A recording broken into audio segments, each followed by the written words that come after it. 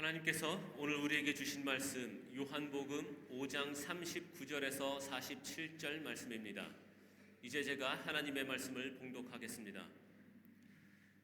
너희가 성경을 연구하는 것은 영원한 생명이 그 안에 있다고 생각하기 때문이다. 성경은 나에 대하여 증언하고 있다. 그런데 너희는 생명을 얻으러 나에게 오려고 하지 않는다. 나는 사람에게서 영광을 받지 않는다. 너희에게 하나님을 사랑하는 마음이 없는 것도 나는 알고 있다. 내가 내 아버지의 이름으로 왔는데 너희는 나를 영접하지 않는다. 그러나 다른 이가 자기 이름으로 오면 너희는 그를 영접할 것이다. 너희는 서로 영광을 주고받으면서 오직 한 분이신 하나님께서 주시는 영광은 구하지 않으니 어떻게 믿을 수 있겠느냐? 내가 너희를 아버지께 고발하리라고는 생각하지 말아라. 너희를 고발하는 이는 너희가 희망을 걸어온 모세이다. 너희가 모세를 믿었더라면 나를 믿었을 것이다. 모세가 나를 두고 썼기 때문이다. 그러나 너희가 모세의 글을 믿지 않으니 어떻게 내 말을 믿겠느냐? 아멘. 이거는 잠깐 다른 이야기인데요. 갑자기 그 잠비아 교회 그 찬양대가 생각나더라고요. 거기는 거의 이제 찬양대원 절반이 무슨 포대기 같은 거에 애를 얻고 있어요. 거기는 이제 아이들을 많이 낳으니까 이제 찬양대가 쭉 쓰면은 그 아이들도 그 앞에 쭉 서요 같이. 그리고 절반은 애 업고 있고. 갑자기 그게 생각이 났네요. 네. 우리 늘 아름다운 찬양으로 이렇게 우리 예배를 돕는 우리 찬양대원들 정말 수고가 많습니다. 우리 격려의 박수 한번.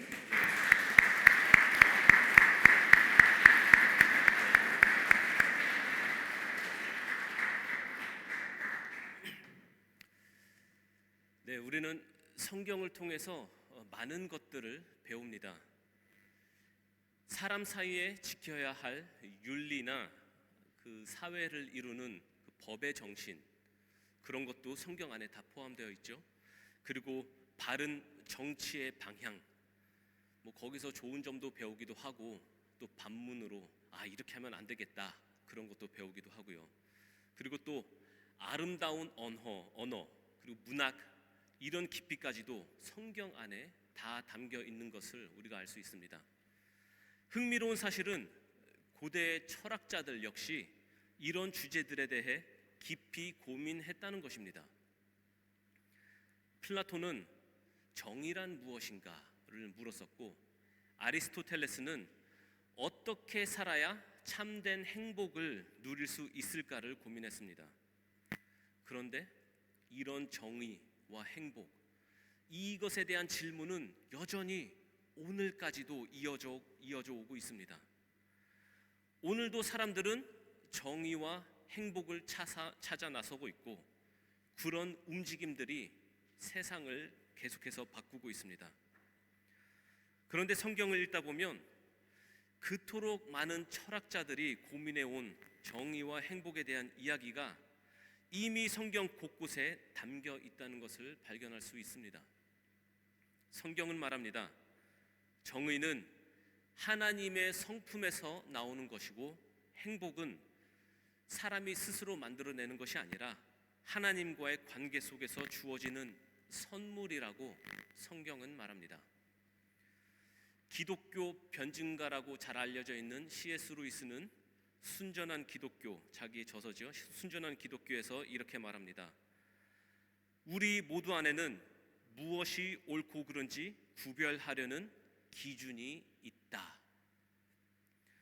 누군가 줄을 세치게 하면 그건 잘못된 거야 라고 느끼고, 힘든 사람을 도와주는 사람을 보면 저 사람 참 좋은 사람이네, 이렇게 자연스럽게 생각하게 됩니다. 이런 감각을 루이스는 자연법이라고 명칭했습니다. 그리고 그 자연법은 단순히 교육이나 사회 분위기로 생긴 것이 아니라고 말합니다. 왜냐하면 사람들은 때때로 무리해서라도, 자기 생명을 걸어서라도 옳다고 여기는 것을 선택하려고 하기 때문입니다. 그 안에는 사람의 본능을 넘어서는 어떤 깊은 기준이 있다는 것입니다. 루이스는 그것이 바로 하나님께서 사람 마음에 새겨두신 도덕 법칙이라고 말했습니다.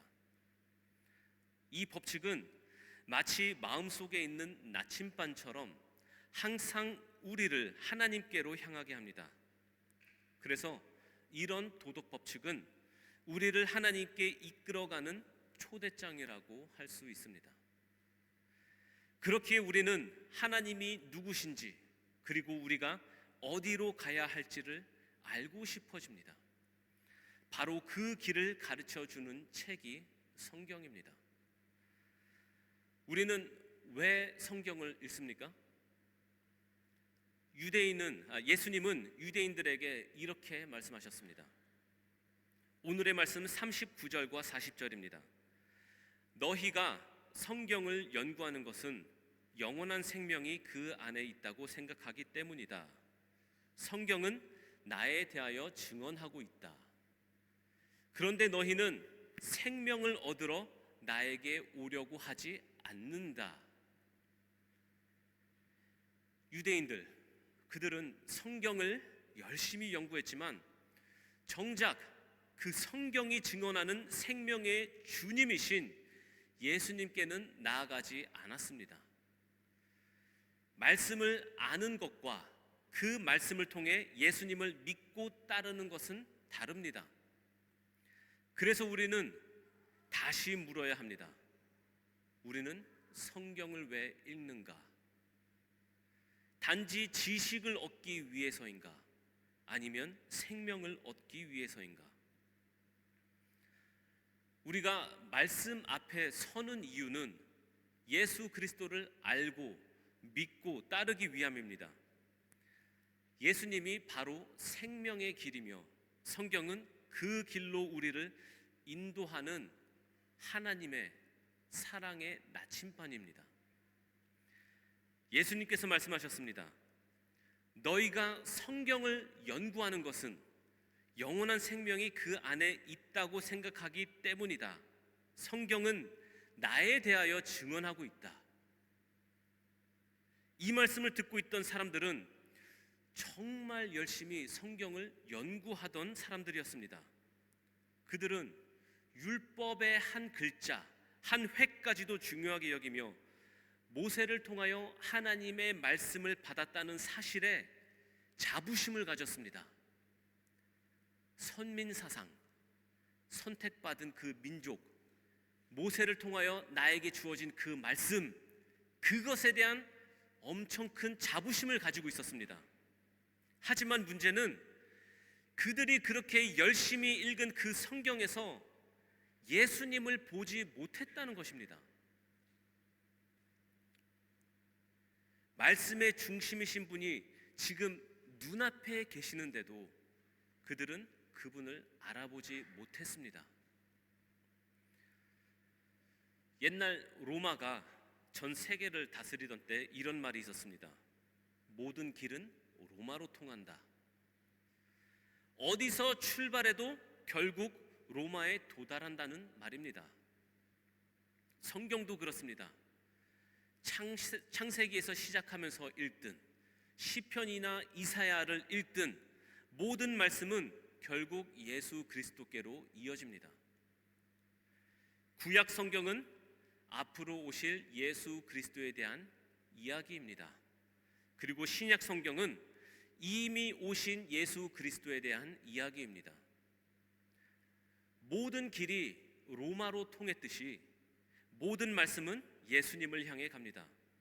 그런데 유대인들은 그 길을 열심히 걷고 있으면서도, 성경을 열심히 읽고 있으면서도 정작 도착해야 할 목적지를 놓쳐버렸다는 것입니다. 눈앞에 로마가 있는데 이 길을 성실하게 쭉 가면은 로마에 가게 되는데 그 길이 어디로 가는지도 모른 채 그저 그 길만 보고 있었던 것입니다. 이건 오늘 우리에게도 주는 메시지입니다. 우리가 아무리 성경을 열심히 공부하고 교회에 나오고 구절을 외우고 해석을 잘해도 그 끝이 예수님께 나아가는 길이 아니라면 우리는 중요한 걸 놓치고 있는 것입니다. 예수님은 성경이 자기 자신을 가리키고 있다고 말씀하셨을 뿐만 아니라 성경은 절대로 바뀌거나 무시할 수 없는 하나님의 말씀이라는 사실도 분명히 하셨습니다. 성경은 바꿀 수 없고 사라지지도 않으며 하나님의 말씀이기에 변하지 않는 진리라는 것을 분명하게 말씀하셨습니다. 마태복음 5장 17절에서는 이렇게 말씀하십니다. 내가 율법이나 선지자들을 폐하러 온 줄로 생각하지 말아라. 폐하러 온 것이 아니라 완성하러 왔다. 예수님은 성경을 부정하거나 새로 쓰신 분이 아니십니다. 오히려 그 모든 말씀이 자기 안에서 성취되도록 하시기 위해 오셨습니다. 그래서 예수님은 제자들을 세우셔서 자신이 하신 말씀과 사역이 기록되게 하셨습니다. 그게 바로 신약 성경입니다. 그리고 오늘 우리가 듣고 있는 이 성경 전체는 예수님을 증거하고 예수님께서 확증하신 하나님의 말씀입니다. 성경은 예수님을 증거합니다. 예수님은 성경이 하나님의 말씀임을 분명히 말씀하셨습니다. 말씀을 따라가면서 예수님을 만나고 믿고 따르는 것, 그것이 바로 우리가 성경을 읽는 이유이고 성경이 우리에게 생명이 되는 이유입니다. 39절 40절 말씀을 다시 보겠습니다. 너희가 성경을 연구하는 것은 영원한 생명이 그 안에 있다고 생각하기 때문이다. 성경은 나에 대하여 증언하고 있다. 그런데 너희는 생명을 얻으러 나에게 오려고 하지 않는다. 당시 유대인들은 성경을 문자 하나까지도 외우고 연구했습니다.